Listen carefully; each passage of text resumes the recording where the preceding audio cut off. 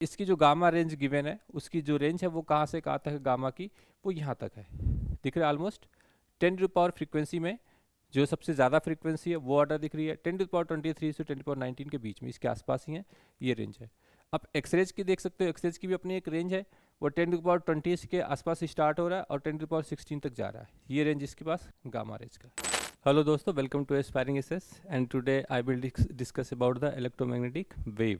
ये वेव का जो फंडा है बहुत ही ज़्यादा इम्पॉर्टेंट है, और आपने देखा होगा कि जो वेव के फॉर्म में है, जितनी भी इलेक्ट्रोमैग्नेटिक वेव है फ्री स्पेस में मूव कर सकती है, उसी बेसिस पर पूरी एक डिटेल से आपको डिस्कस करने का पार्ट मिलेगा इस सेक्शन में। बट पेपर में इस जो CUT का पेपर जिसके लिए आपको लेक्चर से दिया जा रहा है, डिटेल्स एनालिसिस किए जा रहे हैं, ये सेक्शन बहुत इंपॉर्टेंट है। क्यों? क्योंकि पेपर बहुत ही क्वेश्चन ही बहुत आसान आता है इस टॉपिक से, बिल्कुल स्ट्रेट एंड फॉरवर्ड, या तो फार्मूले बेस्ड, या छोटा सा एक न्यूमेरिकल आएगा, या छोटे से कैलकुलेशन वाले आएंगे।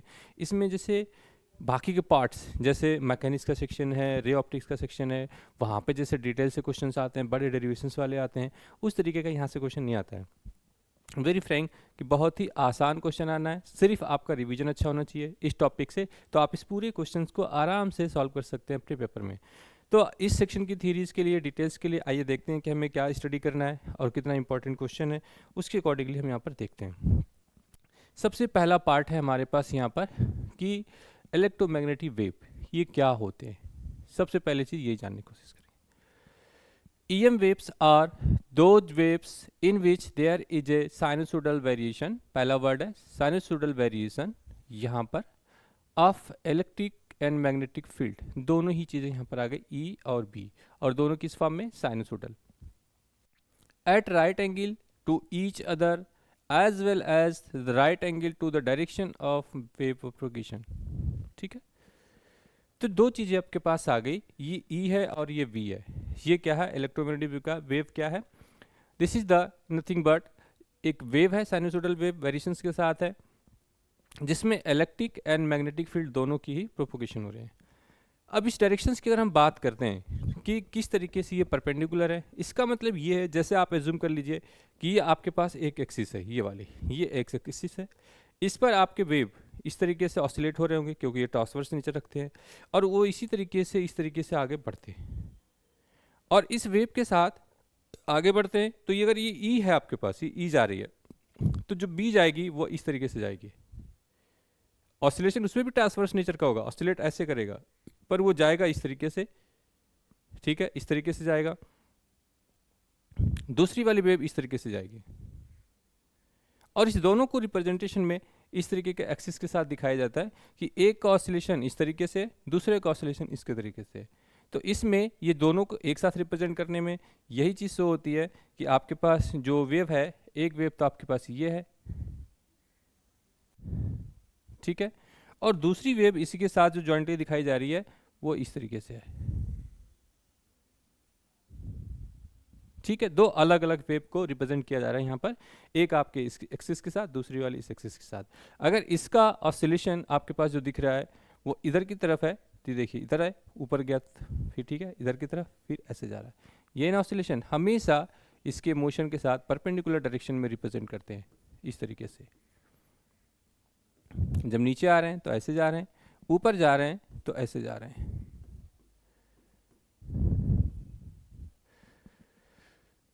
ठीक है। एक वेव इधर की तरफ है, दूसरी वेव जो आपको दिख रही है वो वाली, वो इसकी है, उनका ऑसिलेशन इनके साथ है,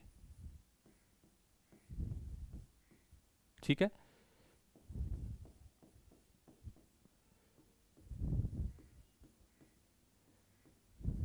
ठीक है, दूसरा ऑसिलेशन आपको इस तरीके से है। तो दो अलग अलग ऑसिलेशन है, और इन्हीं दो को मैं आपके साथ रिप्रेजेंट कर रहा हूँ कि वो परपेंडिकुलर है, एक इस तरीके से चल रही है तो दूसरी वाली इस तरीके से चल रही है, ठीक है। और ये दोनों ही वेव को कह रहे हैं कि वो साइनसोइडल फॉर्म में होना चाहिए, ठीक है। यहाँ पर जो प्रोपोगेशन है, यहाँ पर इसके पास एम्पलीट्यूड होगी आपके पास, वो क्या होगी? E0 होगी, अगर वो E के साथ मूव कर रही है। आपके पास अगर B की बात करते हैं यहाँ पर, तो यहाँ पर इसकी वैल्यूज क्या होंगी आपके पास? ये वाली होगी B0, तो B0 का एम्पलीट्यूड मैक्सिमम ये होगा, और जो आपके पास E0 है उसका मैक्सिमम एम्पलीट्यूड ये होगा। तो ये E0 है और इसका एम्पलीट्यूड B0 है। जनरल आप जब आप पढ़ते हो कोई चैप्टर ऑसिलेशंस पढ़ते हैं, तो वहाँ पर ये ई, जो ई नॉट पी नॉट है वो क्या होते हैं, ए होते हैं, जिसको आप एम्पलीट्यूड से रिप्रेजेंट करते हो उसको आप ए बोलते हो। यहाँ पर ये क्या है, ई नॉट और बी नॉट है। तो इस तरीके से ये दोनों, ये एक्स एक्सिस है, ये वाई एक्सिस है, जेड एक्सिस है। अगर हम प्रोपोगेशन वेक्टर के की बात करें, के इक्वल टू 2π/λ, ठीक है, तो इसके जो कंपोनेंट होंगे वो हो सकते हैं के एक्स आई कैप, के वाई जे कैप, प्लस के वाई के कैप, ठीक है, ये के जेड है, के कैप, ये है आपके पास वेक्टर के की वैल्यूज। अब इसमें जो एक आपके पास देख सकते हो कि एक इस तरीके से प्रोपोगेट कर रहे हैं, तो इस तरीके से मूव कर रहा है एक्सेलरेशन की तरफ। ऑसिलेशन इसका जो ऑसिलेशन है वो वाई डायरेक्शन में हो सकता है। इसी तरीके से अगर आपने एंगुलर मोमेंटम वेक्टर की बात करते हो इसमें, ठीक है, एंगुलर फ्रीक्वेंसीज की बात करते हो, इसके पास भी आपके पास कंपोनेंट होंगे यहाँ पर। तो जो के जेड के साथ दिख रहा है ये इसके साथ क्या है, परपेंडिकुलर टू इसके साथ ही होगा। जो ऑसिलेशन है उसका, उसके मोशन के साथ परपेंडिकुलर है। इट मीन्स अगर आपने ई एक्स के साथ बात करी है तो ऑसिलेशन किसके डायरेक्शन में, अगर आपने इलेक्ट्रिक फील्ड की बात करी है तो उससे भी डिटेल से डिस्कस करेंगे कि हमारे पास ये किस डायरेक्शन में जाना चाहिए, ठीक है। For a plane progressive electromagnetic wave propagating along Z direction, Z direction के अलोंग जा रहे हैं ये चीज़, जेड डायरेक्शन के अलोंग, ठीक है। The electric and magnetic field can be written as, अगर वो जेड डायरेक्शन में इसका प्रोपोगेशन है इस डायरेक्शन में, यहाँ पर डायरेक्शन है जेड, तो ये प्रोपोगेशन वेक्टर है, ये जिसमें जाएगा प्रोपोगेट करेगा वहीं पे तो जाएगा, तो इसका के के साथ जेड आ रहा है, ठीक है, और इलेक्ट्रिक फील्ड का प्रोपोगेशन यहाँ पर, सो दैट इसमें B equal to B naught sine K Z, तो दोनों के साथ देखो आप जेड कर दिया है, के जेड दिए रखा है। यहाँ पर जो आप डायरेक्शंस के साथ यूज करते हैं नॉर्मली वो क्या होता है, के एक्स माइनस ओमेगा टी, ये होता है जब आप एक्स ऑसिलेशन के लिए करते थे। मैं इसको उससे कंपेरिजन कर रहा हूँ आपकी कि y equal to A sine of omega T, ठीक है, माइनस का के एक्स। अगर आप इस इक्वेशन से देखें तो इसमें क्या था कि y का एक्सिस यहाँ पे प्लॉट हो रहा था, तो x के साथ इसका प्रोपोगेशन था। अब ऐसे ही आपके पास इलेक्ट्रिक और मैग्नेटिक फील्ड की अगर हम बात कर रहे हैं तो उस केसेस में आपके पास दो कंडीशन आ रही है, तो इन जनरल इसी फॉर्मेट में आपके पास जो ऑसिलेशंस होंगे वो इसी फॉर्मेट में मूव करेंगे। तो जो मोशन होगा उसके परपेंडिकुलर ही उसका जो ऑसिलेशन है वो और उसका प्रोपोगेशन वो दोनों क्या होंगे, एक दूसरे के परपेंडिकुलर। सो दैट जब बेसिक आप इक्वेशंस की बात करते हैं यहाँ पर इस कंपोनेंट्स में, तो आपके कुछ मैक्सवेल इक्वेशंस आ जाती हैं। यहाँ पर मैक्सवेल इक्वेशन क्या आ जाती हैं आपके पास, del dot of E equal to 0, it means K dot of E equal to 0, K के साथ इलेक्ट्रिक फील्ड के साथ ये नेचर है यहाँ पर, ठीक है। अगर वो ट्रांसवर्स नेचर है तभी तो के डॉट ई इक्वल टू 0 आएगा, ठीक है। अगर मैं इसको फ्री स्पेस की बात कर रहा हूँ, मैं यहाँ पर फ्री स्पेस केस में ये चीज़ 0 होगी, और यहीं पर ये चीज़ आपके पास del dot B equal to B 0 होगा, और इस केस में भी आपके पास के डॉट बी इक्वल टू 0। ये दोनों शो कर रहे हैं कि propagation vector K dot E equal to 0, because यहाँ पर थीटा की वैल्यूज कितनी है, थीटा इक्वल टू π/2, तो ये शो करता है ना कि परपेंडिकुलर टू ईच अदर है, यही तो इसका नेचर। तीसरे वेक्टर्स की अगर हम बात करते हैं वो आपके पास है del cross of E equal to minus का del B upon del T, यही तो।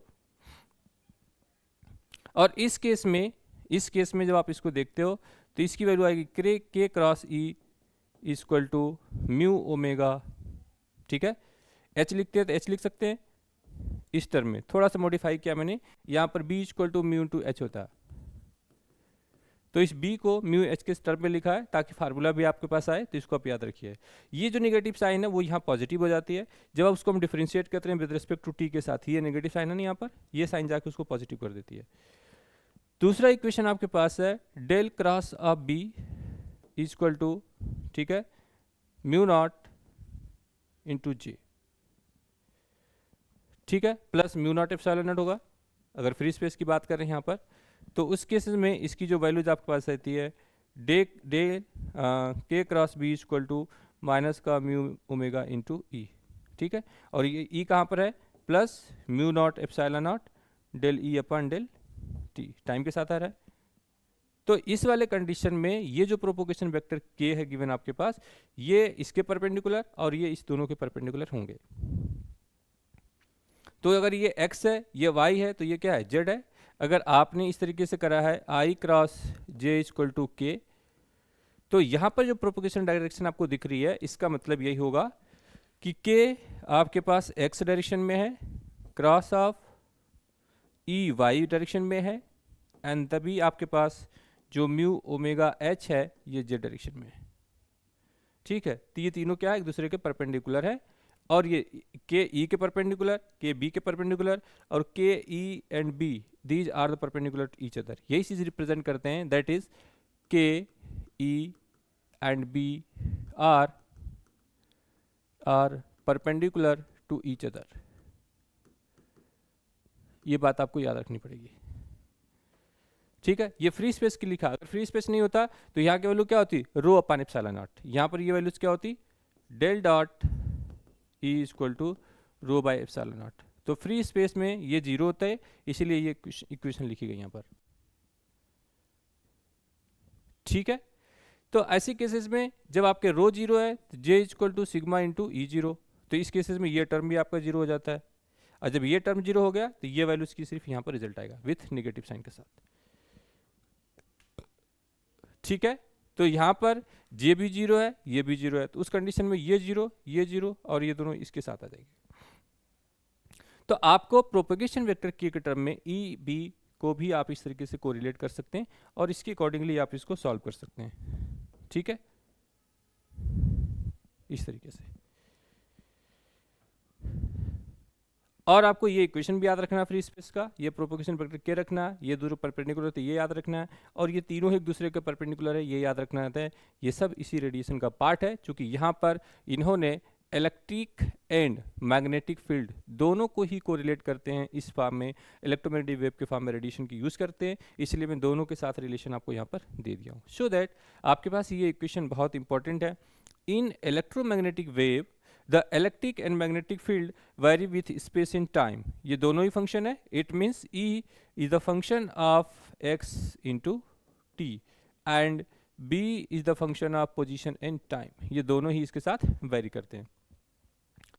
The amplitude of electric and magnetic field in free space in electromagnetic wave are related as E equal to, ठीक है, B not. Amplitude के साथ ये relation है, और B not equal to E not by C. कई बार फार्मूले में पूछा जा चुका है, तो मैं आपको बताता हूँ कि ट्रिक्स वे में, ट्रिक क्या है इसके लिए, ट्रिकी आप हमेशा याद रखिए, B C equal to E, B के बाद सी आता है, B C equal to E, ये फार्मूला आपके पास इंपॉर्टेंट है, इसी से सारा सोल्यूशन करना है आपको। तो ऐसे याद रखने में थोड़ा मुश्किल होता है, E not equal to C into B, ये उल्टा है, ऐसे क्या, B C equal to E सीधे सीधे याद कर लो आप। अब यहाँ पर एम्पलीट्यूड की बात है तो एम्पलीट्यूड लगा दो यहाँ पर, और इसी के टर्म में जब आप किसी मीडियम में जाते हो तो यही रिलेशन आपके पास क्या आएगा, V naught V into E naught. Medium के साथ जाओगे तो ये आ जाएगा आपके पास। तो ये रिलेशन बहुत इंपॉर्टेंट है, ये पेपर में भी और न्यूमेरिकल्स में भी कई बार देखने को मिल गया है ये relation.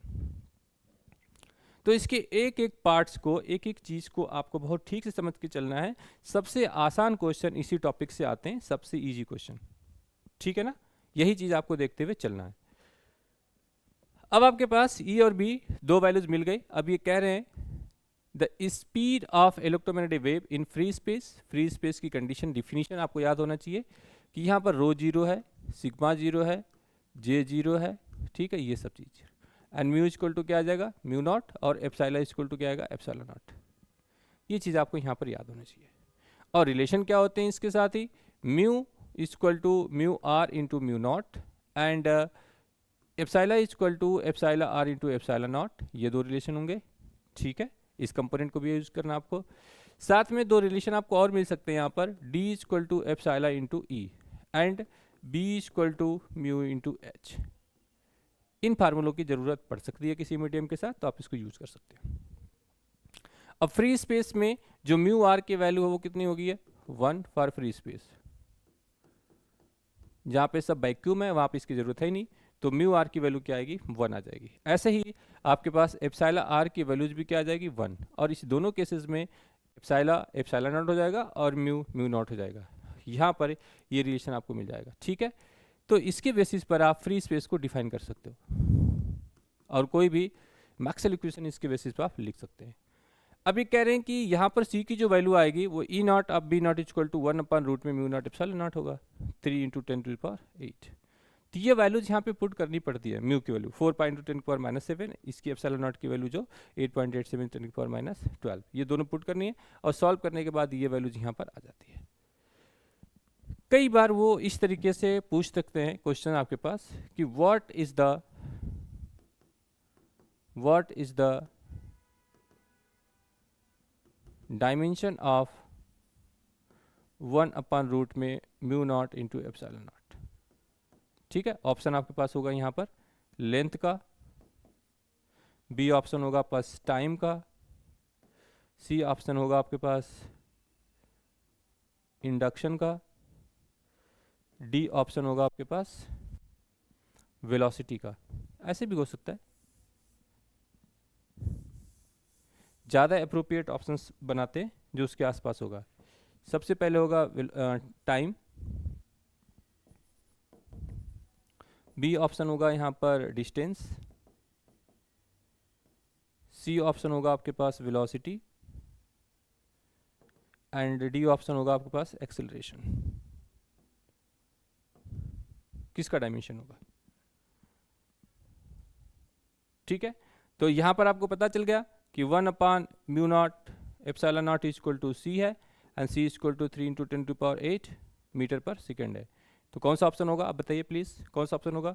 C option, because this is the dimension of velocity. तो इस तरीके से आपको याद रखना है। अब एग्जाम में जाके आप इसका सोल्यूशन करने लग जाओगे तो फंस जाओगे, म्यू नॉट एप्सिलॉन निकालते रह जाओगे, अब फिर टाइम खत्म, आपको पूरा सॉल्व भी नहीं होगा। इसलिए ये क्वेश्चन भी आपके लिए इंपॉर्टेंट है पेपर के लिए, और कई बार ये पेपर में देखने को मिलता भी है। इवन इसी का रिलेशन रिफ्रैक्टिव इंडेक्स के साथ भी है। म्यू, अगर रिफ्रैक्टिव इंडेक्स की बात करें, n इक्वल टू C/V, ये भी तो होगा। यहाँ से अगर आप इसकी वैल्यूज पुट करना चाहते हो तो आप पुट भी कर सकते हैं। मीडियम में जाओगे तो इसकी वैल्यूज आ सकती है, वो डिपेंड करेगा कि क्वेश्चन क्या पूछा जा रहा है। रिफ्रैक्टिव इंडेक्स का भी इससे रिलेटेड है C और V के साथ, और मीडियम में C/रूट में दिस यहाँ पर क्या होता है वैल्यूज, जब आप किसी मीडियम में बात करते हो तो C/रूट में म्यू नॉट एप्सिलॉन नॉट हो जाएगी, C से C cancel, and refractive index की वैल्यूज क्या होगी? म्यू नॉट एप्सिलॉन नॉट होगी, और this is equal to 1/3 × 10⁸ metre पर सेकेंड, 1/8। तो ये एक छोटा सा कैलकुलेशन एक दूसरे से को रिलेटेड है, और यहीं पर इस यहाँ से एटलीस्ट एक क्वेश्चन पेपर में आपको जरूर मिलेगा, या तो ये मिले आपको या तो ये मिले। बहुत इंपॉर्टेंट क्वेश्चन है, यहाँ से जरूर मिलेगा आपके पास। So that where mu not and epsilon आज परमिएबिलिटी एंड परमिटिविटी। ठीक है, ये बताता है कि कितनी परमिशन मिली है फील्ड किसी मीडियम के अंदर वेव्स जाने के लिए, रेडिएशंस को जाने के लिए, चाहे वो इलेक्ट्रिक फील्ड का या मैग्नेटिक फील्ड का। और ये चीज़ बताती है यहाँ पर एप्सिलॉन नॉट कि कितना उसमें से परमिटेड हो चुके हैं, कितनी परमिशन है और कितने परमिटेड हो चुके हैं किसी मीडियम के साथ में, so that permeability and permittivity of free space respectively. The speed of electromagnetic wave in medium, ये वर्ड आ गया आपके पास मीडियम के साथ। दोनों ही चीज़ें आपके लिए बहुत इंपॉर्टेंट है, फ्री स्पेस में as well as their medium में। तो मीडियम की जब आप बात करते हैं इस केसेस में, तो यहाँ पर आपके पास क्या आ जाएगा? n कर लीजिए, ये v कर लीजिए, यहाँ पर v इक्वल टू 1/रूट में म्यू इंटू एप्सिलॉन। वहाँ से दोनों वैल्यूज यहाँ से पुट कर सकते हो। पुट करने के बाद आपको वही मिलेगा C/रूट में म्यू आर एप्सिलॉन। अब इसकी जितनी वैल्यू होगी मीडियम की उतना आप पुट कर दोगे, ये रिजल्ट आपके पास आ जाएगा। अब आती है इसके अलावा एक और इंपॉर्टेंट सेक्शन यहाँ पर, प्रॉपर्टीज ऑफ इलेक्ट्रोमैग्नेटिक वेव। क्या है प्रॉपर्टीज भाई? These wave do not carry any charge, इसमें कोई चार्ज नहीं होती है। तो बड़ा सिंपल सा पूछा जाता है कि जब कोई चार्ज नहीं होता है, फ्री स्पेस में जा रही है, तो इसमें है क्या एक्चुअल में? ये होती है एनर्जी। क्या it is possible? Energy have no masses, energy have no any particles, possible है?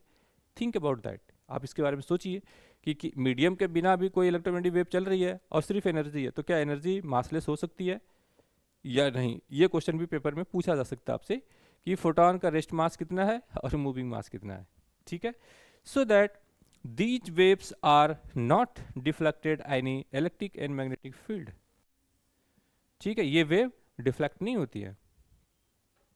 They travel with the speed of c × 10⁸ metre पर सेकेंड। कितनी स्पीड है आप फील कर सकते हैं? यह है आपके पास 3 × 10⁸ मीटर पर सेकेंड अप्रॉक्सीमेट EM वेव की जो स्पीड है c की वैल्यूज वो इस पास है। आप अपने कार, बस, एरोप्लेन इसकी मीडियम से आप देख सकते हो वो 1000 किलोमीटर जो चलती है आपकी प्लेन 1000 किलोमीटर पर आवर के हिसाब से चलती है। ठीक है, अगर अच्छी स्पीड से चल रही है तो बहुत बड़ी बात मानी जाती है। जो सबसे अच्छी जो मेट्रो की बात आती है, ट्रेन की आती है, आप कहते हो 600 किलोमीटर पर आवर के हिसाब से जा रही है, 1 घंटे में 600 किलोमीटर। ठीक है, अब आप सोचिए कि ये इतने मीटर 3 × 10⁸, अगर मैं 3 हटा दूं इसमें से, किलोमीटर के फॉर्म में लिखूं इसको, c = 3 × 10⁵ किलोमीटर पर सेकेंड। ये है। तो ये देख रहे हो कितना है, 5 3 की पावर 1 2 3 4 5 किलोमीटर पर सेकेंड। एक सेकेंड में देख रहे हो कितना, 3 लाख किलोमीटर। 50 है 3 लाख किलोमीटर, एक सेकेंड में 3 लाख किलोमीटर। क्या स्पीड है इसकी, गायब हो जाएंगे अगर आप इसके साथ मूव किए तो गए। फिर आपका जो मास है वो क्या हो जाएगा, इनफाइनाइट, आप कन्वर्ट हो जाएंगे, पूरी मास एनर्जी में कन्वर्ट हो जाएगी उस फॉर्म में। इतनी ज़्यादा स्पीड है ये। और आप तो 30 किलोमीटर पर आवर के हिसाब से नॉर्मल लाइफ में चलते हैं, 30 kilometre, 40 kilometre, 50 kilometre, 60 kilometre per hour, और ये चल रहा है 3 लाख किलोमीटर पर सेकेंड, किलोमीटर पर सेकेंड। तो इस स्पीड की बात कर रहे हो, इसी हिसाब से चलना, इसको हल्के में मत लेना, बहुत हाई स्पीड पे सारी बातें चल रही हैं। सो दैट इसकी दोनों प्रॉपर्टीज पता चल गई, वैक्यूम में आपको स्पीड पता चल गया, c की वैल्यू कितनी हो, 3 × 10⁸ मीटर पर सेकेंड। ओके, इन जनरल जब आप यहाँ पे बात करते हैं इसकी फ्रीक्वेंसी की, तो frequency of electromagnetic wave does not change when it goes from one medium to another medium, means जब इलेक्ट्रोमैग्नेटिक वेव की जो फ्रीक्वेंसी है mu dash equal to mu होती है, कोई चेंज नहीं होती यहाँ पर। And last one point is these waves are transverse in nature. Wow, transverse in nature. Transverse nature का मतलब क्या हुआ कि जो k dot E equal to 0 है और k dot B equal to भी 0 है, ये इसके ट्रांसवर्स नेचर को रिप्रेजेंट करती है। Okay, Now the production of electromagnetic wave, ठीक है, the Maxwell showed that an electric charge and oscillating harmonically with frequency mu produce electromagnetic wave of same frequency। ठीक है, notice waves are the same frequencies। ठीक है, note करके point कर सकते हो कि यहाँ पर जो फ्रीक्वेंसीज हैं वो क्या है, the same frequencies। Maxwell showed that कि electric and magnetic electric charge oscillating harmonically oscillate करते हैं with frequency mu produce electromagnetic wave of the same frequency and the waves of the same frequencies होती हैं। ठीक है, जितनी भी यहाँ पे इलेक्ट्रिक फोर्स है, फील्ड है, वो सभी दोनों क्या होंगे, इसमें सेम फ्रीक्वेंसी के आएंगी। अब आप सोच रहे होंगे कि इतनी हाई स्पीड की जो वेव है, रेडिएशन मीडियम भी नहीं चाहिए, अपने आप ही चल रही है, बहुत तेज चल रही है, इसका क्या यूज है? सबको यूज किया जा सकता है सिग्नल इंफॉर्मेशंस के लिए, डिस्टेंस मेजरमेंट के लिए, कोई इंफॉर्मेशन गैदरिंग के लिए। एक सेकंड में आप यहाँ से जब आप कॉल कर लगाते हैं फ़ोन से, किसी से फ़ोन लगाइए, यहाँ से फ़ोन एक सेकंड में यूएस से चला जाता है। कितनी डिस्टेंस होगी, 1 सेकंड, 2 सेकंड, 3 सेकंड, 4 सेकंड, इतनी स्पीड से जा रही है चीज़ें। जब आप किसी वेव को कन्वर्ट कर दो यहाँ से वहाँ तक, क्योंकि बहुत सारे डिवाइसेस हैं, साउंड वेव को आप किसी EM वेव में कन्वर्ट कर लीजिए, इलेक्ट्रिक वेव में कन्वर्ट कर लीजिए, वो क्या होगा, इतनी तेज़ी के साथ जाएगा। यहाँ से आप कॉल करेंगे, 1 सेकंड में यूएस में बात सुन सकते हैं। तो हाई स्पीड इलेक्ट्रोमैग्नेटिक वेव्स का बहुत इंपॉर्टेंस है और इन सब का बहुत यूज है आपकी लाइफ में। अब बात आती है एनर्जी डेंसिटी। ठीक है, energy density of electromagnetic wave. एक छोटा सा पॉइंट यहाँ पर यह भी है, an electric dipole is a basic source of electromagnetic wave. ठीक है, ये बात भी आपको याद रखना है। Now the electromagnetic waves carry energy as they travel through space and this energy is equally shared by electric field and magnetic field of electromagnetic wave. ठीक है, and second part is energy density of electric field is 1 E equal to 1/2 epsilon naught E/RMS²। ठीक है, and magnetic field के लिए आपके पास जो energy density है वो mu B equal to 1/2 B²RMS/μ0। तो जो एनर्जी आपके पास आती है टोटल, वो U E plus 1 mu B, ये दोनों एनर्जी के साथ ये कनेक्ट हो जाती है। तो 1/2 epsilon naught E square plus B square by mu naught, ये हो गया आपके पास टोटल एनर्जी का system. 1/2 epsilon naught square plus 1/2 B square upon mu naught, ये दोनों पूरी टोटल एनर्जी आपको यहाँ से मिल जाएगी। ये वाज कंडीशन। दोनों फार्मूलों को आपको याद रखना है, इसके हिसाब से आपको आगे लेके चलना है, सो दैट आपके पास जो एनर्जी गिवन है यहाँ पर, average energy density of electromagnetic wave is mu equal to 1/2 epsilon naught E square plus 1/2 mu not B square RMS। दोनों रिजल्ट आपके पास यहाँ पर है। Intensity of electromagnetic wave, intensity के बारे में बात करेंगे। It is defined as energy crossing per unit area per unit time perpendicular to the direction of propagation of electromagnetic wave. The intensity of electric wave is, ठीक है, इस intensity की हम बात करते हैं अगर आई से, ठीक है, तो ये होगा P C equal to I, P C equal to I, P C equal to I, ठीक है। मोमेंटम ऑफ इलेक्ट्रोमैग्नेटिक वेव की अगर हम बात करते हैं, यहाँ पर मोमेंटम ऑफ इलेक्ट्रोमैग्नेटिक वेव की बात करते हैं, तो an electric wave carries linear momentum, linear momentum carries करती है यहाँ पर, ये बात आपको याद रखना है, क्योंकि वो लीनियर मूव करती है, एंगुलर मूव तो कर नहीं रही है। So that electromagnetic wave strike the surface at the normal incident and transport to the total energy U to the surface u in time t. If the surface absorbed all the incident energy, the total momentum p transport to the surface is p equal to this one, ठीक है। यहाँ से आपको चीज दिख रही है कि pc यहाँ पर pc इक्वल टू u, ठीक है, और pc इक्वल टू इंटेंसिटी की आप साथ बात करते हैं, pc इक्वल टू i होगा, दोनों चीज। तो यहाँ पर ये मोमेंटम है और यहाँ पर इसके साथ क्या होगी, प्रेशर है, दोनों के साथ अलग अलग डिफरेंस है यहाँ पर। Okay, now the surface perfectly reflector and incident in the normal to the momentum, momentum transportation की बात चल रही है, transport at this one to the surface is P equal to 2uc। तो जितना आपके पास अगर परफेक्ट रिफ्लेक्टर है तो जितना वहां पे जाएगा उतना वापस आ जाएगा, तो ये ट्वाइस ऑफ दिस वन हो जाएगा। बहुत सिंपल सी बात है कि अगर जब आप इंटेंसिटी की बात करते हैं यहाँ पर, तो एक ट्रायंगल बना लीजिए आप यहाँ से, इंटेंसिटी के साथ 2 पॉइंट्स दे रखा है यहाँ पर, एक P और दूसरा C, यही ना। आपको अगर I चाहिए तो I इक्वल टू क्या लिखोगा, PC लिख दो। अगर आपको P चाहिए तो I बाई C लिख दो। अगर आपको C चाहिए तो I बाई P लिख दो, कोई दिक्कत नहीं आएगी। ये शॉर्ट ट्रिक है, इस तरीके से आप लिख के इसको सॉल्व कर सकते हैं। बहुत इजी पार्ट है और इस तरीके से आप इसको लिख के इसको सॉल्व कर सकते हैं।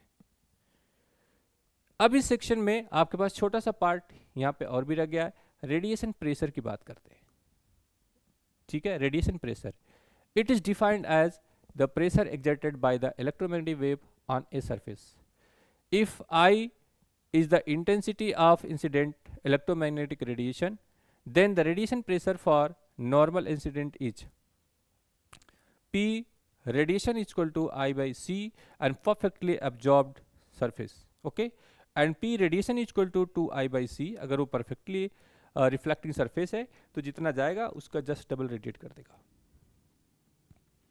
ठीक है। तो परफेक्टली रिफ्लेक्टर सरफेस के लिए ये PC की जो रेडिएशन होगी यहाँ पर, इसके अकॉर्डिंगली जो प्रेशर है वो ट्वाइस ICB हो जाएगी।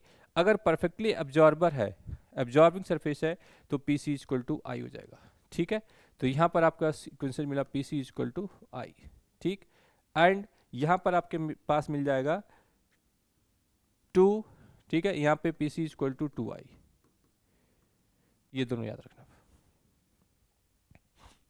Now electromagnetic spectrum, the orderly distribution of electromagnetic radiation according to their wavelength or frequency is known as electromagnetic spectrum,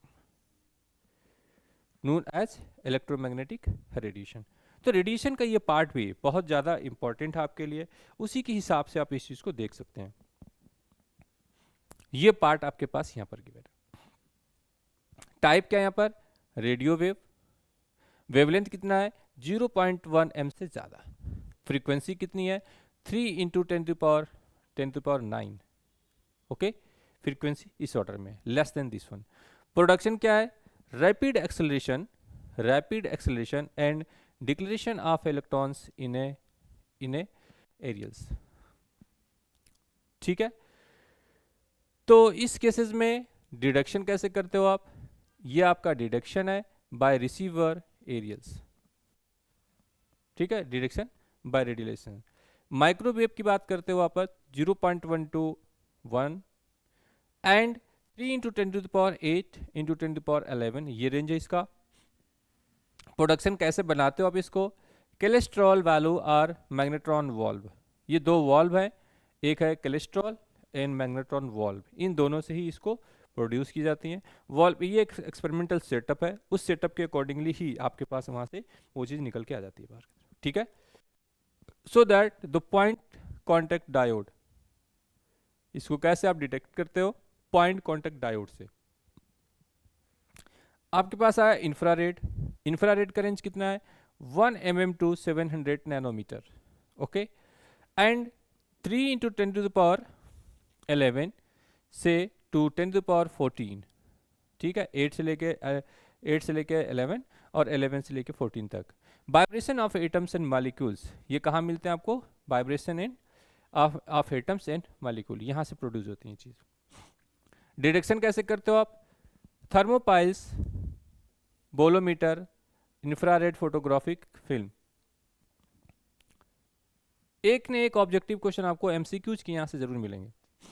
visual light का रेंज 700 टू 400 नैनोमीटर के बीच की बात कर रहे हैं, 400 टू 700 का। फ्रीक्वेंसी रेंज कितनी है 4 into 10⁻14 to 8 into 10⁻14। Electrons in atoms emit light when they move from one energy level to lower energy level, ठीक है। The eyes photocell photographic film, ठीक है, वहां से उसमें डिटेक्शन हो जाती है। अल्ट्रावायलेट रीजन की हम बात करें तो 400 नैनोमीटर टू 1 नैनोमीटर, एंड इसकी जो गिवन है सिस्टम यहाँ पर वो क्या है 8 इंटू 10⁻14 टू 8 इंटू 10⁻16 फ्रीक्वेंसी। कहाँ मिलते हैं ये वाले वेव्स, मतलब कैसे प्रोड्यूस होते हैं, inner shell electrons in atoms moving from one energy level to lower energy level. कौन इसको डिडक्ट करता है, डिडक्शन की बात क्या है यहाँ पर, डिडक्शन इसका है फोटो सेल्स फोटोग्राफिक फिल्म, ये चीज़ यहाँ पर मिल जाती है आपके साथ। तो ये छोटा सा टेबल है। अब आप सोच रहे होंगे कि इसके जो लिस्ट हैं वो कैसे ऑर्डर में याद रखें। एग्जाम के पॉइंट ऑफ व्यू से आपको एक कोड बता देता हूँ यहाँ पर, इसको आप यहां तक जा सकते हो। ये कोड कुछ भी नहीं है, रमी बख्शी, इतना आपको याद रखना है, Rami Bakhshi. Radio wave, microwave, infrared, ठीक है, विजुअल, एक्सरेज और गामा रेज, ये इसके रेंज है। और इसी के ऑर्डर में आपके पास जो फ्रीक्वेंसीज है वो order greater than this one. Frequency इसकी क्या है, फ्रीक्वेंसी सीक्वेंस में दिस, ठीक है, और अल्ट्रावायलेट होगा यहाँ से, विजुअल लाइट, अल्ट्रावायलेट, यूवी, ठीक है, रमी बख्शी। तो U and V, U and then X and gamma. तो आपने देखा इस पे कि जब आप फ्रीक्वेंसी रीजन में हायर की बात करते हो तो यहाँ पे जो सबसे ज़्यादा हायर होगा किसके लिए, वेवलेंथ के टर्म में, तो ये लेमडा के लिए आ गया और ये आपके पास फ्रीक्वेंसी के लिए आ गया। फ्रीक्वेंसी में यही ऑर्डर आपको इंक्रीज करते हुए चले जाना है, फ्रीक्वेंसी के लिए इंक्रीजिंग एंड वेवलेंथ के लिए इस ऑर्डर से। और इसी केस में जब आप इस चीज़ को डिस्कस करते हो तो आपके पास जो विजुअल रीजन है, ठीक है, विजुअल रीजन की भी अपनी एक वेवलेंथ रेंज है जिसको इन्होंने कहा कि 700 टू 400 के बीच में आता है।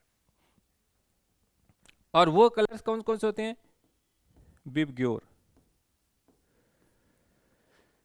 विथ इंक्रीजिंग वेवलेंथ के साथ, यहाँ पर, हाँ, 400 टू 700 नैनोमीटर, ये रेंज भी आपको दिखने को मिल जाएगी।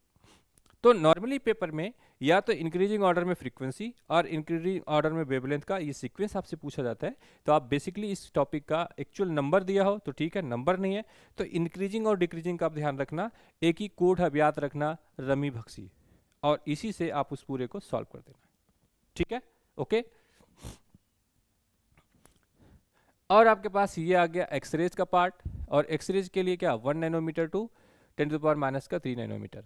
ओके, एंड यहाँ पर जो रेंज आपके पास गिवन है 1 × 10⁻16 टू 3 × 10⁻21, एंड उसके बाद जब आप गामा रेज की बात करते हो तो यहाँ पर 10⁻³ नैनोमीटर से भी कम है फ्रीक्वेंसी इसकी, एंड इसकी जो ऑर्डर है 3 × 10⁻21।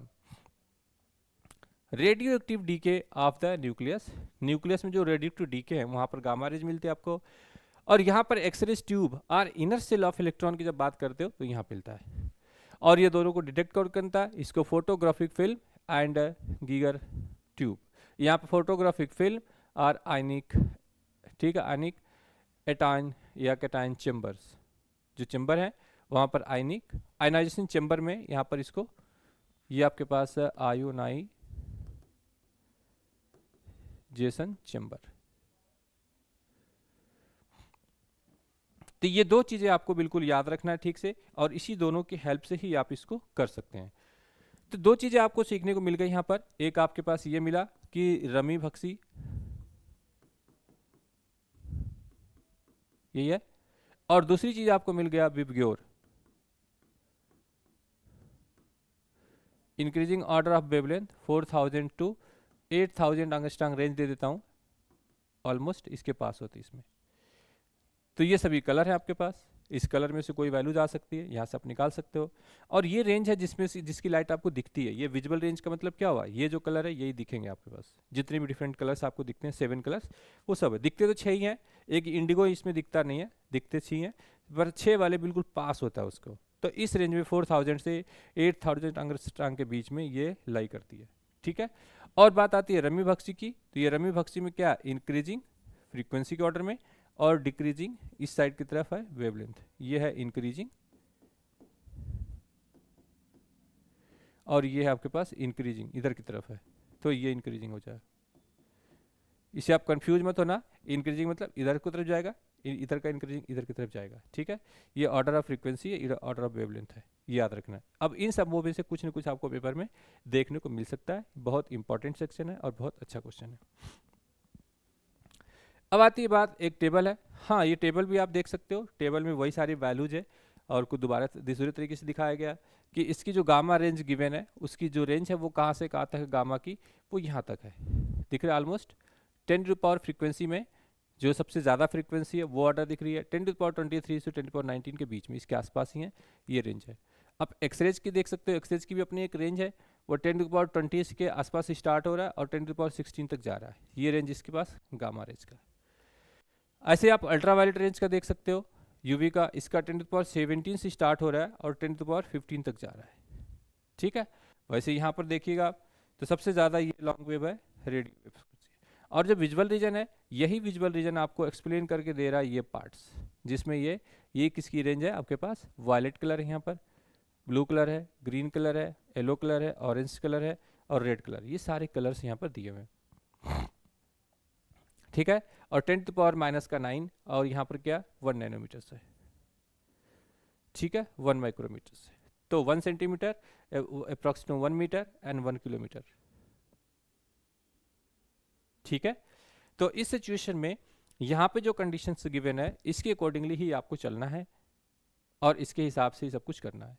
तो लिस्ट आप देख सकते हैं, आप अपने आराम से एक एक को देख लीजिए कि क्या रेंज है कितनी के, और किलोमीटर के हिसाब से, मीटर, सेंटीमीटर, माइक्रोमीटर, नैनोमीटर के हिसाब से आप देख सकते हो। ये रेंज सबसे ज़्यादा इंपॉर्टेंट आपका विजुअल रीजन का। तो इसी बेसिस पर आपको कुछ ऐसे जो कॉन्सेप्ट है, ऑलमोस्ट आपको मैक्सवेल इक्वेशन मिल गया, रेडिएशन की एनर्जी मिल गई, ठीक है, आपको प्रेशर मिल गया, तो और जो बाकी के एक इक्वेशन होती है यहाँ पर जो रिलेशंस थे के और बी के साथ, के और बी के साथ, वो सब कुछ आपको मिल गया। उसी की बेसिस पर आप सारा कुछ देख सकते हो कितना इंपॉर्टेंट रेडिएशन है, ठीक है, सब कुछ उसी के बीच में आ जाता है। और वैल्यूज यहाँ से जो भी क्वेश्चन आते हैं वो आसान से आते हैं, और कई बार वो वेवलेंथ फाइंड आउट करने की कोशिश करते हैं, wavelength 1 to 4000 upon V electron volt in angstrom के टर्म में। अगर इसको आप डिवाइड कर दोगे तो आपको पास वेवलेंथ मिल जाएगा। एक्सरेज के केस में जब भी आप एक्सरेज के अलग अलग वेवलेंथ निकालते हो तो इस केस में आपको मिल जाएगा, ठीक है।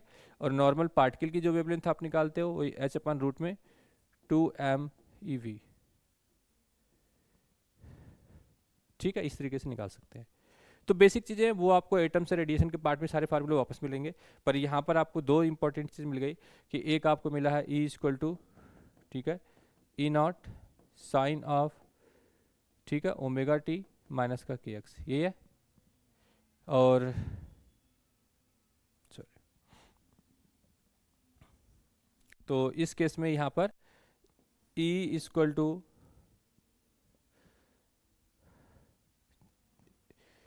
एक सेकेंड, दो चीज़ें आपको यहाँ पे मिल गई। एक मिलेगी आपके पास E equal to, E the function of x और t equal to E naught, ठीक है, और साइन ऑफ kx माइनस का ओमेगा टी। दूसरी चीज़ आपको मिल गई b is the function of x और t पोजीशन मोमेंटम के साथ, ये आपका b नॉट है, और फिर ये साइन आपके पास है kx माइनस ओमेगा टी, ठीक है। ये इसके अकॉर्डिंगली आप तो इक्वेशन याद रखना। और यहाँ पर जब डिफरेंशियल इक्वेशन की हम बात करते हैं तो वहाँ पर आपको जो गिवन इक्वेशंस है उसके अकॉर्डिंगली आप इसको सॉल्व कर सकते हो।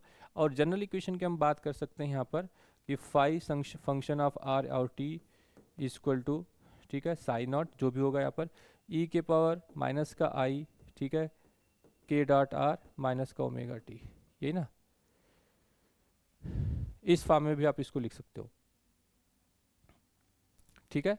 यहाँ पे प्लस कर लेना इसको, क्योंकि यहाँ पर आपने k डॉट r लगाया है, माइनस का ओमेगा टी लगा रखा है, तो एक जनरल इक्वेशन के फॉर्म में भी आप इसको देख सकते हैं, ये चीज़ याद कर सकते हैं, ठीक है। अब इसकी बात आती है अगले पेज की।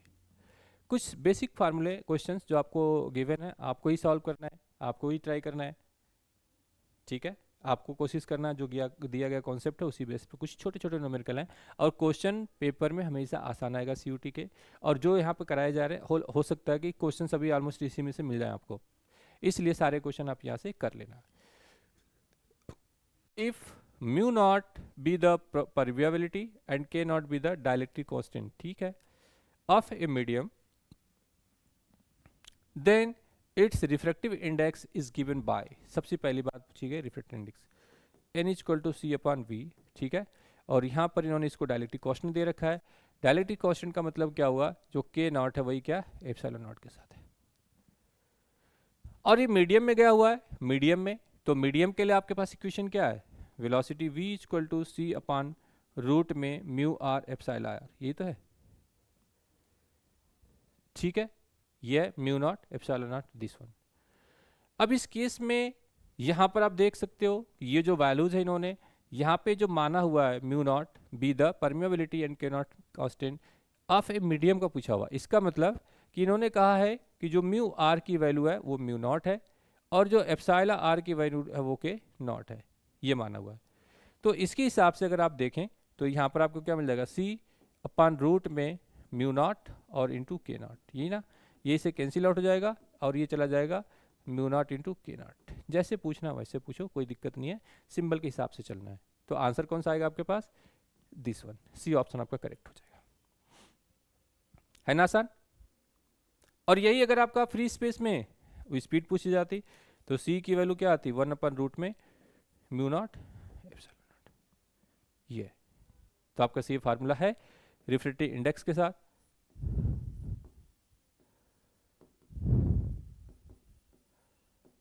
ठीक है, रिफ्रैक्टिव इंडेक्स के साथ मीडियम है आपके पास, तो इसके अकॉर्डिंगली आप इसको यूज कर सकते हैं। तो n is equal to C upon B is equal to root में mu not into K naught, ठीक है। Mu R is this one and epsilon R is equal to K naught. तो ये जो वैल्यूज गिवन है यहाँ पर, इसके अकॉर्डिंगली आपके पास आंसर सी हो जाएगा। यहाँ पर है the electric field associated with A electromagnetic wave in vacuum is given by E equal to 40 cos kz minus 6 into 10 to power 8 t, I का कैप के साथ है। अब यहाँ पे कह रहे हैं कि when E Z and T are in volt per meter, meter and second respectively. The value of wave vector k is, ठीक है, value of k vector is. अब वो पूछ रहे हैं कि क्या है k की वैल्यू, यहाँ पर k की वैल्यू आपको बताना है। ओमेगा की वैल्यूज गिवन है यहाँ पर, ओमेगा इज इक्वल टू क्या, 6 इंटू 10⁸, ठीक है, 8। अब आपके पास, आपको बताना क्या है, आपको चाहिए, ठीक है, value of wave vector k की वैल्यू चाहिए आपके पास, k की। तो k के लिए आपके पास क्या एक्चुअल में रिलेशन क्या होता है, V P phase velocity equal to omega by K, then k equal to क्या आएगा, ओमेगा बाई वी पी। और चूंकि ये फ्री स्पेस की बात कर रहे हैं, तो फ्री स्पेस के केस में क्या आएगा, यहाँ पर k की वैल्यू क्या आ जाएगी आपकी, k equal to omega upon C, ये आएगा ना, v equal to C in free space, ये तो होगा v equal to C in free space. तो यहाँ पर इसकी वैल्यूज आपको पुट करना है, 6 इंटू 10⁸ मीटर पर, सॉरी 3 इंटू 10⁸। तो ये तो कैंसिल आउट हो जाएगा, ये से कैंसिल आउट होकर 2 बचेगा। अब k के अकॉर्डिंगली आपको यूनिट देखनी पड़ेगी। अब यहाँ पर ओमेगा की वैल्यू 1/t और इसकी v/t, ये कैंसिल आउट हो जाएगी, तो सिर्फ आपके पास l बचेगा, तो ऊपर जाके मीटर इन्वर्स हो जाएगा। तो कौन सा ऑप्शन ठीक है, 2, ठीक है, 2 आंसर ठीक है। ऐसे ही बेसिक एक एक लाइन के क्वेश्चन आते हैं, 1 लाइनर क्वेश्चन, बिल्कुल सिंपल, एक एक स्टेप्स आप करिए, एक स्टेप में आपको क्वेश्चन सॉल्व हो जाता है, इसमें कोई प्रॉब्लम नहीं आती है, और बिल्कुल आसान सा क्वेश्चन आता है, बिल्कुल ही इजी क्वेश्चन। आपके पास स्क्रीन पर एक और क्वेश्चन यहाँ पर, वो पूछ रहे हैं the frequency of radiation arises from 2 close energy level in hydrogen known as lamp shift is 1057 megahertz. This frequency fall in which range of electromagnetic waves? तो आपके पास है 1057 मेगाहर्ट्ज। अब आप उसकी लिस्ट में आप देख सकते हो कि ये वाली लिस्ट जो आपके पास गिवन है वो किस रेंज में जाएगी, ठीक है। तो ये जो रेंज आपके पास गिवन है 1057 वाली लिस्ट जो आपके पास गिवन है, वहां से आप देखोगे तो ये आपका रेंज जाएगा किस में, किस रेंज में जाएगा, आपको बताना पड़ेगा। आप या तो टेबल देख के बताइए, ठीक है, आप उसमें से टेबल देख के बताइए कि ये किस रेंज में जाएगा आपके पास, ठीक है। मेगाहर्ट्ज की वैल्यूज दे रखा है यहाँ पर, किस रेंज में जाएगा ये, हाइड्रोजन एटम लैम्प शिफ्ट दे रखा है, आप खुद गेस करिए किस में जाएगा ये, गेस करिए, 1 सेकंड में गेस करिए। तो 1057 megahertz is goes to the order of radio waves. इस रेडियो वेव के लिए आपका जो गिवन लिस्ट है, ठीक है, जो लिस्ट है आपके पास रेडियो वेव की, वो यहाँ से आपको देखना है। इस रेडियो वेव के साथ 3 इंटू 10⁹ मेगाहर्ट्ज दे रखा है, उसके अकॉर्डिंगली उसको चेंज करना है और उसके अकॉर्डिंगली ही आपको देखना है कि कहाँ तक जा रही है, ठीक है। तो वो रेडियो वेव के रेंज में आ जाएगी आपके पास।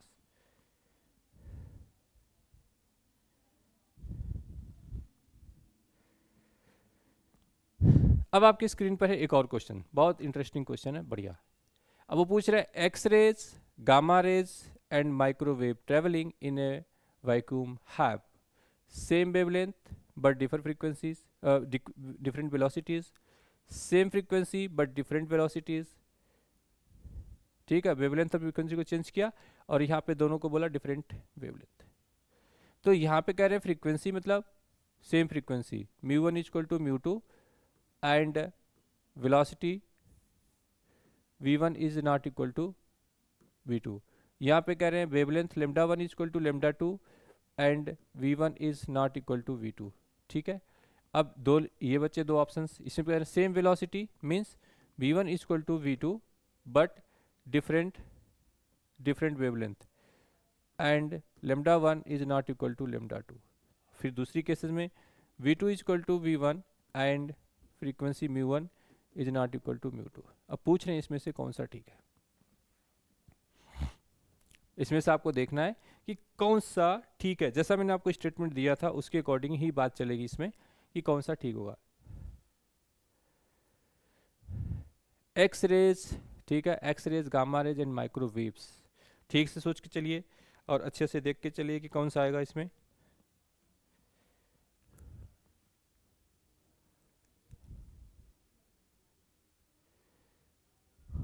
एक सेकंड में देख के बताइए कौन सा ठीक है।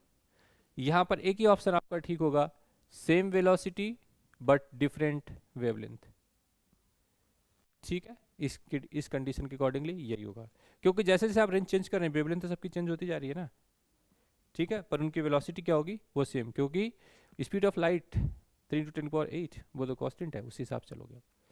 अब आपके पास एक और क्वेश्चन आता है, this one, the electric field part of an electromagnetic wave in vacuum is equal to 3.1 newton पर coulomb cos 1.8 radiation per metre inverse per metre y plus 5.4 into 10⁸ radiation omega T, this one. Then wavelength पूछ रही है कि what is the wavelength.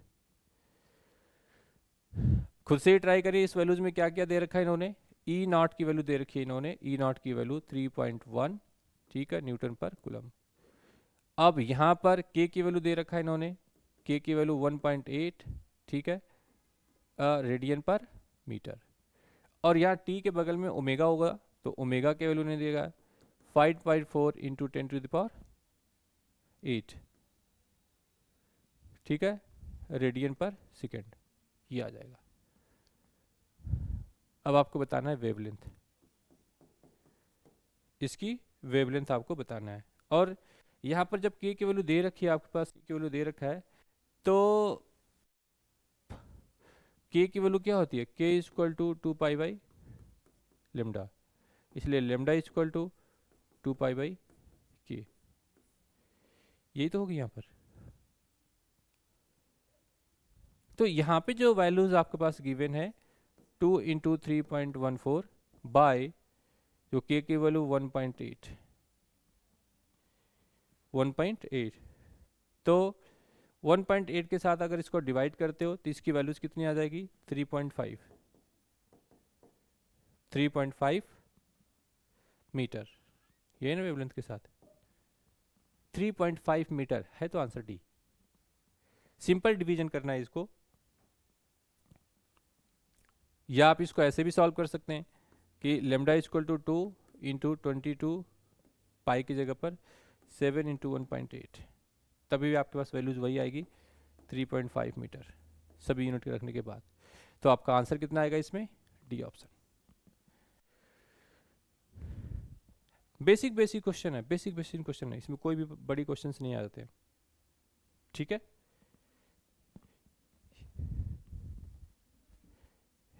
आपके पास एक और simple question board पर है, इस क्वेश्चन को आप खुद ही ट्राई करिए, देखिए क्या दिया इन्होंने।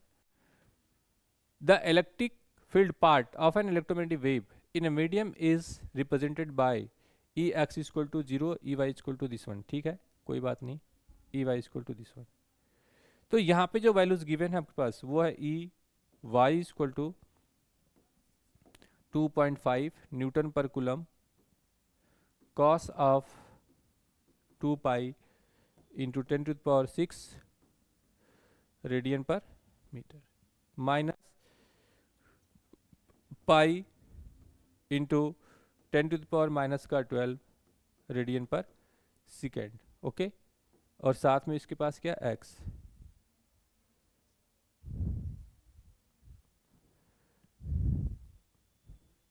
ठीक है, ये चीज आपके पास है। और यहां पर जो वैल्यूज आपके पास गिवन है वो है आपके पास E naught equal to 2.5 newton पर कूलम। अब यहाँ पे रेडियन के साथ दे रखा है इन्होंने, तो रेडियन के साथ एक पे टी रखा होगा, कॉस के पहले फंक्शन के साथ टी है, दूसरे के साथ एक्स है, तो ये वैल्यूज हो गई आपके पास ओमेगा की 2 पाई इंटू 10⁶, और वहाँ पे दिया है इन्होंने के की वैल्यूज, के की वैल्यूज क्या आएगा, पाई इंटू 10⁻⁻12, ठीक है, ये दे रखा है। अब क्या चाहिए इनको, moving along x direction with frequency 10⁶ hertz and wavelength of this one. Frequency इसकी कह रहे हैं कि 10 हर्ट्ज, ये वाली बात कह रहे हैं कि omega is equal to 2πf और इज इक्वल टू 2 पाई, और ठीक है, 2 पाई इंटू 10⁶, तो 2 पाई से 2 पाई कैंसिल, और f की वैल्यू कितनी आएगी 10⁶ हर्ट्ज। ठीक है, अभी कह रहे हैं moving along X direction, no, X direction के साथ नहीं है। ठीक है, तो ये वाली बात यहाँ पर गलत है। 10⁶, ठीक है। अगर हम वेवलेंथ की अगर हम बात करते हैं तो wavelength lambda is equal to K is equal to 2 pi by lambda, तो इसलिए lambda is equal to 2 pi by K, and this is equal to 2 pi upon K की वैल्यूज कितनी आएगी, पाई इंटू 10⁻⁻12। ठीक है, पाई से पाई कैंसिल आउट हो गया, और ये चला जाएगा 2 इंटू 10⁻⁻12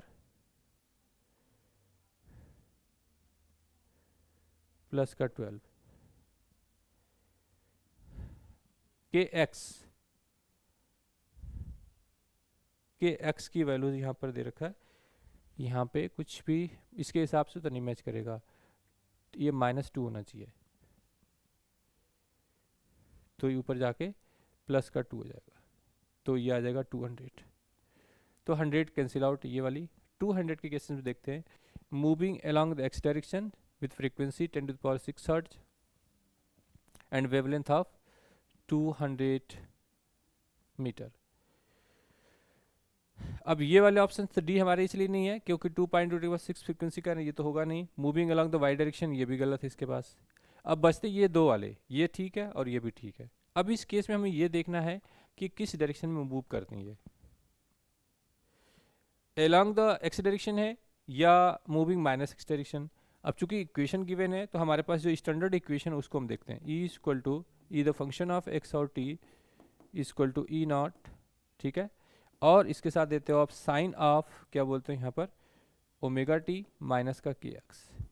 तो माइनस का के एक्स मतलब पॉजिटिव एक्स डायरेक्शन में मूव कर रहा है, पॉजिटिव एक्स डायरेक्शन में, क्योंकि स्टैंडर्ड इक्वेशन हमारे पास है, तो इसका मतलब बी ऑप्शन करेक्ट है। यहाँ कह रहे हैं नेगेटिव एक्स डायरेक्शन, वैल्यू सब भी सेम है प्लस माइनस का, तो ये तीनों गलत हैं, बी ऑप्शन करेक्ट होगा, क्योंकि माइनस यहाँ भी है माइनस यहाँ भी है, तो माइनस के साथ क्या हुआ एक्स डायरेक्शन की तरफ मूव कर रहा है, और जो फ्रीक्वेंसी निकल के आ रही है वो आपके पास कितनी भी आ रही है, जो वेवलेंथ है वो 200 मैच कर रही है, फ्रीक्वेंसी आप जो निकाला 10⁶ वो भी मैच कर रही है, तो बी ऑप्शन आपका यहाँ पर ठीक है, बाकी सभी इनकरेक्ट है।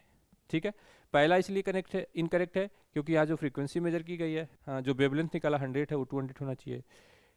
तीसरा वाला इसलिए गलत है क्योंकि -x लिखा हुआ है। चौथे वाला इसलिए गलत है कि फ्रीक्वेंसी में 2 पाई लिखा हुआ है, वो कैंसिल आउट हो जाएगा ना 2 पाई के साथ, तो इसलिए तीन ऑप्शन गलत हैं। ये है क्वेश्चन बिल्कुल आसान सा, बिल्कुल इजी ही क्वेश्चन है, और पेपर में आने वाला क्वेश्चन है बिल्कुल फिट। ये क्वेश्चन पेपर में आपको बहुत मिलेगा देखने के लिए, तो इस टाइप के क्वेश्चन को आपको जरूर करना है, ये मोस्ट इंपॉर्टेंट क्वेश्चन है, उसके अकॉर्डिंगली ही आपको देखना है। A plane electromagnetic wave of frequency दिया है 25 megahertz travel in free space along the x direction at a particular point in x and time t। तो आपके पास इक्वेशन दे रखा है इन्होंने, E equal to 6.3 J volt per metre, ठीक है, at time point B is equal to, at time B is equal to.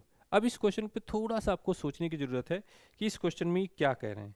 ठीक है, जब इन्होंने दे रखा है यहाँ पर कि E की वैल्यू है 6.3, ठीक है 6.3, जब यहाँ पे E की वैल्यू दे रखा है इन्होंने E equal to 6.3 J volt per metre, ठीक है, ये वैल्यू दे रखा है इन्होंने।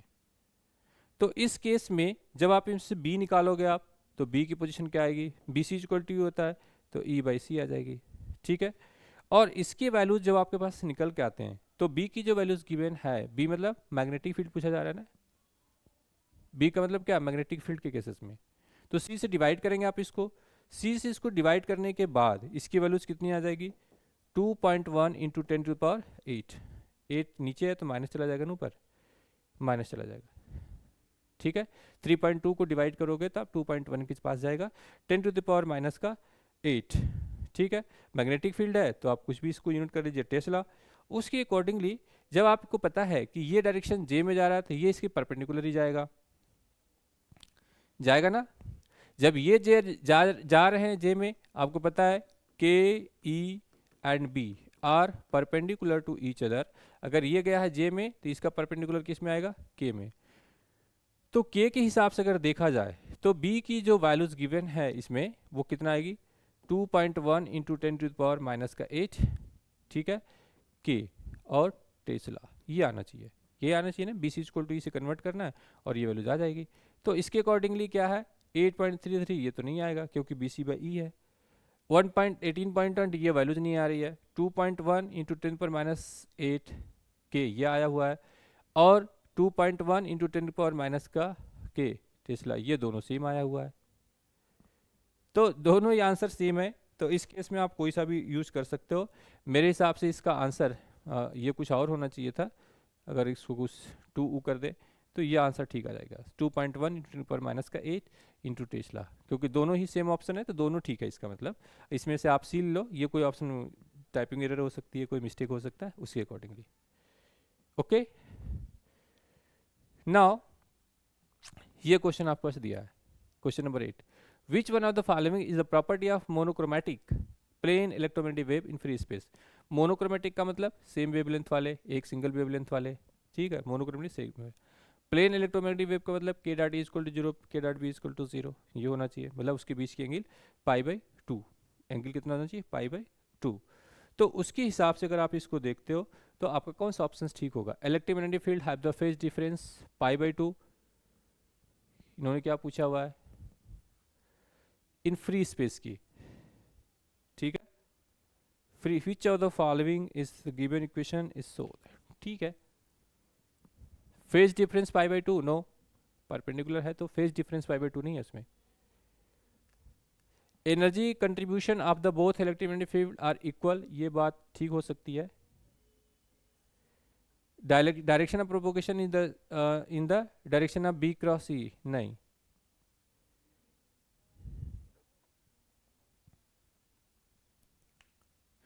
इसके डायरेक्शन में नहीं होगा, इसके अपोजिट डायरेक्शन में होना चाहिए, बी क्रॉस ई के अपोजिट डायरेक्शन में,